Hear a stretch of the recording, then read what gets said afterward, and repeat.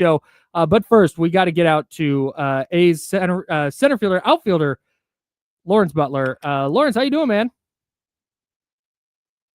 How you doing? I'm hanging in there, man. We are just talking about defensively, how you kind of came up as a center fielder, but you've moved to right field. Now you're moving back to center field for the last couple of games. What are some of the adjustments it takes as an outfielder going from, because I know like you go from third base to second base, very different position. Is it the same going from right field to center field and back and forth? Yeah, it is, because I would it's like going from third to second, it's different views. When you're in the middle of the field, you kind of see the strike zone, you can see where pitches are getting thrown at, you can see hitter swings a little bit better. So I feel like it's kind of a little bit easier to anticipate where the ball is going to be than, when you're on the side or you're on a corner. You really can't see, kind of where the pitches are. You might not know if a hitter hits the ball as good as you thought he did. So, it's a big difference. But, I played it before in the past. I played it in minor leagues a lot. I played it a little bit 23 when I got called up. So, it's no big task for me. I feel like I can play center field with the best of them. Lawrence, we saw you go over the fence and rob a home run the other night. You were like harnessing your inner Denzel Clark. Just how crazy has it been to watch his maturation? It's a real bummer. He had just started hitting the ball, but that ability to play next to a guy that has just uncanny ability to go over the fence and rob home runs left and right. Yeah, I talked with Denzel a lot about, just the defensive side of the ball. He gave me some of the tips that he's, used in the league so far. So, he's been helping me out there. He's just a freak of nature. I mean, you see the catches he makes. I feel like nobody else in the league is making those type of catches. So, I'm glad he's on my team. I'm glad I just get to watch him and learn from him every day. He's been helping me out a lot out there. Do you feel, as we talked to Lawrence Butler, A's outfielder on the Insider, sponsored by Jiffy Lube, do you feel like what position you're playing affects how you approach the game at the plate at all? I really wouldn't say so at all, because defense is deep. You kind of got to separate the two. You can't take your at-bats on defense, and you can't take your defense to the at-bats.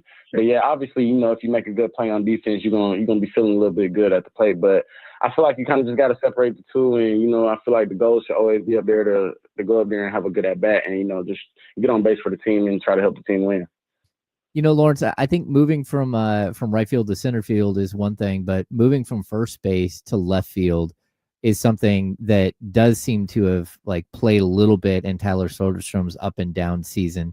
I think at one point, 13 of his 14 home runs had come while he was playing first base, and only one while he was playing left. He's slowly starting to feel more comfortable. Do you see that with Tyler, where, it's just difficult to bounce around the diamond, especially when you weren't, even in spring training, we didn't see him playing a bunch of left field? Yeah, I think his first start in left field, or just in the outfield period ever, was, in the big leagues. And, it's not easy to play outfield in the big leagues. And, he's been doing a terrific job. I want to say he's fourth in left fielders, with outs above average. And, he's just been playing a great left field. And, baseball is baseball. You're not going to go up to the plate and hit a homer every time or, get a hit. So, he's been doing really good with the struggles that come with, 162 game season. So, I feel like he's starting to heat back up anyway. So, he's been doing pretty good all year to me, if you ask me. So, I think he's a really good baseball player. Yeah, no doubt. We're talking with Lawrence Butler, A's outfielder. You had an awesome 2024 season. I think pitchers going into this year probably had your name right there at the top of the scouting report. Of course, you're also leading off. Do you feel like pitchers have changed their approach with you this year? I would say a little bit, yeah. Like any other good player, you have a good season. Pitchers are gonna keyhole you and try to find your holes and just try to find different ways to get you out, because they know that they don't want you to beat them, or they just rather somebody else on the team beat them. So, that's just the cat and mouse game of baseball. Pitchers make adjustments, and then the hitter got to make adjustments. Hitter make adjustments, then the pitcher make adjustments. So, that's just really how the game goes nowadays. Just pitchers are just trying to find different ways and new ways to, just get you out. And, you know, we got to find different ways to just keep getting on base. You know, Lawrence, early in the season, we talked to you, and we talked about this thing that last year, like, you realistically should have won Rookie of the Year or been right in the running for Rookie of the Year, but you were ineligible because you'd spent too many days up the year before, right? And then this year, you're watching Nick Kurtz and Jacob Wilson, who are just going at it for, you know, potential Rookie of the Years. How much fun is that to watch, you know, the big slugger versus a guy who just, you know, slaps the ball all over the field? I mean, it's amazing to watch. And I was preaching this, you know, before we moved to Sacramento when we were in Oakland, the whole new Oakland thing. I wasn't just saying that about, you know, me, Geloff, and Soderstrom. You know, I was saying that about the whole minor leagues. I mean, I've seen the draft picks we've had, you know, up to that point, and, you know, they were all good. You know, I had full confidence in Jacob. You know, when we picked Kurtz, you know, I had full confidence in Kurtz. And, you know, we just got a lot of young players, Max Muncy, Denzel Clark. You know, we got a lot of good young players on our team and our organization that are coming up to the big league level and making a big difference for our team. So, I mean, those two guys are just doing it. I mean, to see them do it at the age that they're doing it at, you know, Jacob just went first AL rookie. Was it like AL rookie to start shortstop in the All-Star game? Yeah. It was, I mean, what they're doing is special. And I'm just glad both of them are on our team. And I believe that Nick Kurtz might be one of the, you know, best first basemen to ever play this game. I mean, what he's doing right now is unbelievable. He's got 19 homers in, I want to say, like 60 games or something like that. Like he's one of the best hitters in the league, I say, right now. And I mean, every time he steps up to the plate, it's like he's getting an extra base hit.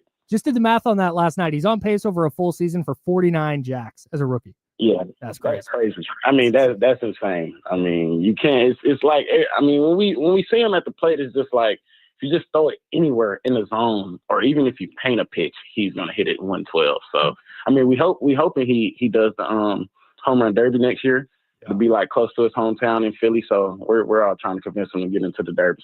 The one he hit against Texas a couple of nights ago, the breaking ball in the outer half, getting that pitch out opposite field is just ridiculous. That's special. I mean, backdoor slider, curveball, and you just backside mammoth shot. I mean, he's special. I mean, me and Brent Rooker were telling him, like, Rooker saying, I don't think he's ever done that.